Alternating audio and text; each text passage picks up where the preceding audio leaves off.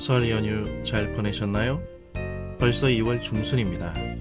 만만치 않은 삶은 매번 계속되어야 하지만 주님 안에서 삶의 기쁨과 행복을 발견해 나가는 매일매일의 일상이었으면 좋겠습니다. 자, 누가복음의 여행도 계속됩니다.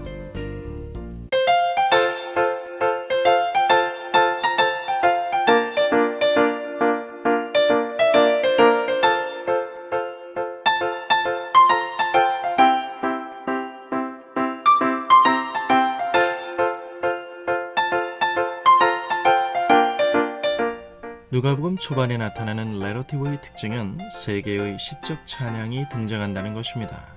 마리아와 사가랴 그리고 시므온의 노래입니다. 그런데 잘 들어보면 사가랴의 노래는 구약의 약속을 반영하는 이미지들로 가득 차 있는 것을 알게 됩니다. 마치 마리아의 찬가를 리메이크한 것 같다는 느낌도 듭니다. 하나님의 일하심의 일관성이라는 주제가 짙게 투영되고 있기 때문일 것입니다. 가브리엘 천사가 전한 요한 탄생의 고지에 회의의 반응을 보인 사가랴는 9개월 동안 말을 못하게 되죠. 엘리사벳이 해산 후 8일째 되던 날에 아기가 할례를 받던 날 천사의 고지대로 아기의 이름을 요한, 히브리어로는 요하난, 하나님은 은혜로우시다의 뜻입니다. 아기의 이름을 아버지 사가랴 가문의 전통과는 달리 생뚱맞게 요한으로 선택하자 사가랴의 혀가 풀리고 입이 열리게 됩니다. 이 아이의 출생부터 하나님의 분명한 간섭이 보여지자 아기에 대한 사람들의 관심이 더욱 증폭됩니다. 그리고 이어진 시적 고백이 사가랴의 찬가입니다. 9달 동안 닫혀있던 입이 열린 후 처음 나온 소리입니다.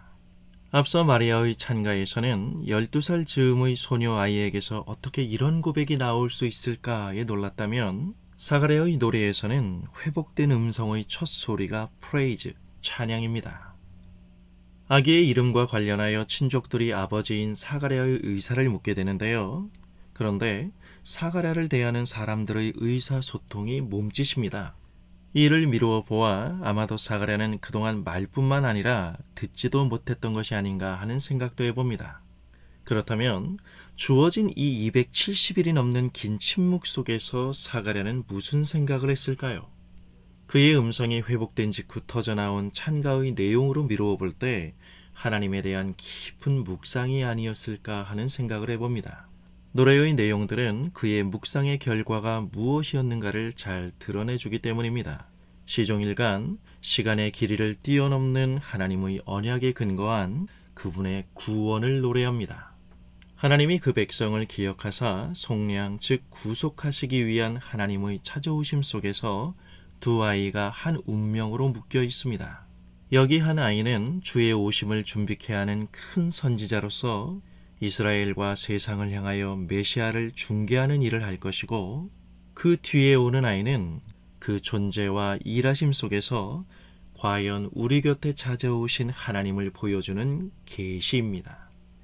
쯤내 요한의 사역은 하나님께서 은혜를 베푸심으로 이루실 구원의 지식을 미리 전함으로써 하나님의 은혜인 예수 그리스도만이 유일한 희망임을 증거하는 것입니다.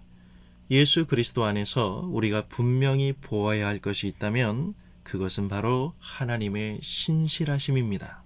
사가랴의 경건함에도 불구하고 9달 동안의 말하지 못하고 듣지 못하는 긴 침묵의 시간 속에서 그의 본능적 회의가 하나님의 흔들림 없는 의지를 보는 믿음의 자리로 나아가는 것입니다.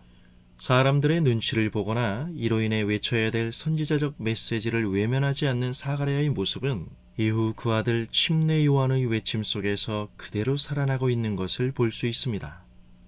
오늘날 우리의 신앙은 인간의 근본적인 문제의 소재지를 잘못 파악하는 참으로 어려운 지경에 처해 있는 것만 같습니다. 교양과 양심에 근거한 지나친 의로움을 흉내내는 삶을 대중 앞에 제출하는 것으로 도덕과 윤리가 감당할 수 없는 인간의 죄의 무게를 애써 외면하는 예수가 필요 없는 이미 이상야릇한 종교가 돼버린 기독교가 오늘의 인간의 현실을 더 위급하게 만들고 있습니다. 우리의 실체는 그런 식으로 바뀌지 않습니다. 인간 내면에 감춰져 있는 악한 본성적 본능 앞에 굴복할 수밖에 없는 인간에게 정말로 필요한 것은 단지 삶의 개선이 아니라 하나님만이 주실 수 있는 깊고도 철저한 변화입니다. 침례 요한과 예수님이 외친 동일한 메시지가 무엇인지 기억하십니까? 회개하라, 하나님의 나라가 가까이 왔다.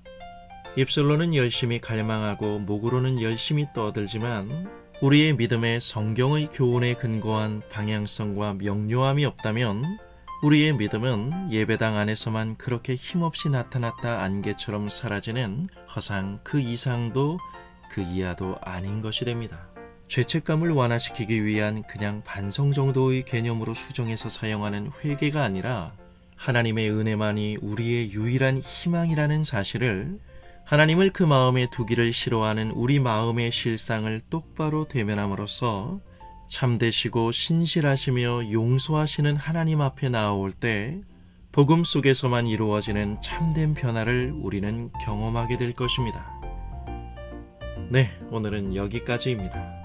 목요일에 그나무 타임으로 만나죠. 여러분 감사합니다. 행복하세요.